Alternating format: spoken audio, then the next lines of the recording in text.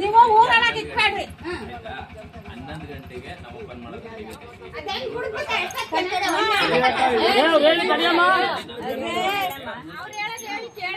ನಂದು 11 ಗಂಟೆ ಕರೆಕ್ಟಾಗಿ ನಾವು ಓಪನ್ ಮಾಡೋದು. 10:45 11 ಗಂಟೆ ಟೈಮಿಂಗ್. ನೈಟು 9ರಿಂದ 9:30 ನಾವು ಕ್ಲೋಸ್ ಮಾಡ್ತಿರ್ತೀವಿ. ಸರಿನಾ? ಈಗ ಇಷ್ಟ ದಿನ ನೀವು ಹೇಳ್ದಂಗೆ ತಗೊಂಡೋಗೋರು ಇದು ಮಾಡ್ಕೊಂಡೋಗಿ ಅಂತ ಹೇಳ್ತೀವಿ. ನೆಕ್ಸ್ಟ್ ನಮ್ಮಿಂದ ನಮಗೆ ಫೋನ್ ಮಾಡಿದ್ರು. ಉತ್ತರ ಕರ್ನಾಟಕ ನ್ಯೂಸ್, ಇದು ಕನ್ನಡದ ಉಸಿರು.